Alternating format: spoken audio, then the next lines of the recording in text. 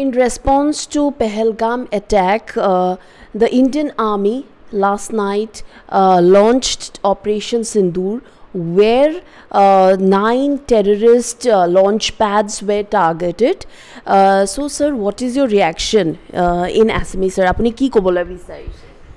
Sir, প্ৰথমতে মই Bharat Indian আৰ্মিৰ কাৰণে গৌৰৱ অনুভৱ কৰোঁ আৰু আমাৰ মাননীয় প্ৰধানমন্ত্ৰী নৰেন্দ্ৰ মোদী ডাঙৰীয়া, প্ৰতিৰক্ষা মন্ত্ৰী ৰাজনাথ সিং ডাঙৰীয়া সকলে কৈ আহিছিলে যে পাহালগামৰ যোনটো এটেক হৈ গ'ল 22 এপ্ৰিলত তাৰ যোগ্য প্ৰত্যুত্তৰ দিয়া হ'ব। তাৰ প্ৰত্যুত্তৰ ভাৰতে দিলে, গোটেই বিশ্ব চাই আছে কেনেকৈ ভাৰতবৰ্ষৰ এইটো মানে একশ্যনটো ল'লে।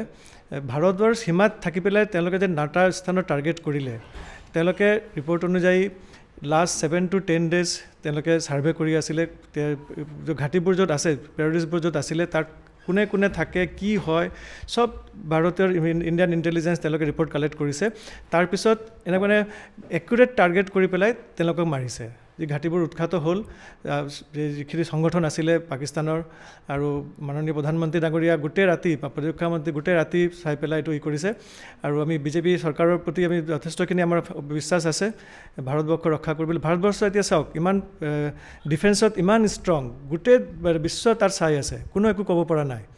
একশ্যনটো ল'ম বুলিয়ে লৈছে, এইটো আৰু ভাল লাগিছে। ভাৰতবাসী হিচাপে নিজক আমি গৰ্ব অনুভৱ কৰিছোঁ।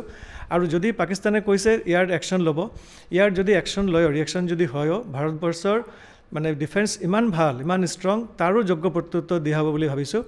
আৰু আমাৰ যে আজি এইটোৰ আমাৰ প্ৰিপেৰেটৰী মেজাৰ্ছ লোৱা হ'ব, আজি মক ড্ৰিল কৰা হ'ব আৰু অসমত কেইবাটা 22 ডিষ্ট্ৰিক্টছত ইনক্লুড কৰা হৈছে আৰু ডিব্ৰুগড় ডিষ্ট্ৰিক্ট আৰু তিনিচুকীয়া ডিষ্ট্ৰিক্টত আটাইতকৈ বেছি places wish includes Duliajan, Digboi, Tinsukia, Dibrugarh, এইবিলাক দেয়াৰ ছিকিউৰিটি পইণ্টছ মানে বহুত ইম্পৰ্টেণ্ট ঠাই হয় আমাৰ, চিন্স অইল ৰিজাৰ্ভ আছে আমাৰ। সেইটোৰ কাৰণে আমি কেনেধৰণৰ চিভিল ডিফেন্স প্ৰিপেৰেশ্যন লৈছোঁ, ইন কেছ অফ এনি ইভেঞ্চুৱেলিটি আমি কেনেকৈ এইবিলাক হেণ্ডেল কৰিম, আমাৰ প্ৰশাসনে কেনেকৈ হেণ্ডেল কৰিব? হয়, এইকাৰণে আজি মক ড্ৰিলটোৰ ব্যৱস্থা কৰা হৈছে। যেনেকৈ আপুনি ক'লে অসমতো কেইবাটাও জিলাত এইটো অনুষ্ঠিত কৰা হ'ব। আজি ডিব্ৰুগড়ৰ 4টা বজাত জয়ন্ত দত্ত পথত এই মক ড্ৰিলটো অনুষ্ঠিত হ'ব। এইটো মানে ৰাইজক প্ৰিপেয়াৰ কৰাৰ কাৰণে এইটো কৰা হৈছে। যদি কিবা আনটোৱাৰ্ড ইনচিডেণ্ট হয়, পাকিস্তান যদি তেনেকৈ এটেক কৰেও, তেতিয়া যাতে আমাৰ ৰাইজে বিপদত নপৰে, যিমানখিনি পৰা যায় প্ৰাণ ৰক্ষা পৰে, এইকাৰণে মক ড্ৰিলটো অনুষ্ঠিত কৰা হৈছে। কিন্তু ইয়াত অলপ হ'লেও এটা ছাইড ইফেক্ট মই দেখা পাইছোঁ যে ৰাইজে অলপ ভয় খাই গৈছে, এটা চাইক'চিছ নিচিনা সোমাইছে। কিন্তু মই সকলোকে অনুৰোধ কৰিম, এইটো ভয় কৰিবলৈ একো নাই, এইটো মক ড্ৰিল, যাতে কিবা এটেক যদি হয় তাৰ পৰা ৰক্ষা পাবলৈ হ'লে এইখিনি কৰা হৈছে। মই এইটো যে প্ৰিপাৰেশ্যনটো যে লৈছে আমাৰ ভাৰত চৰকাৰে, যথেষ্ট ভাল লাগিছে। মই ভাৰত চৰকাৰক আকৌ এবাৰ ধন্যবাদ দিম, নৰেন্দ্ৰ মোদী ডাঙৰীয়াক ধন্যবাদ জনাম যে তেওঁলোকে যে ইমানখিনি প্ৰিপেয়াৰ কৰি লৈছে যে যাতে ভৱিষ্যতে একো দিগদাৰ নহয়।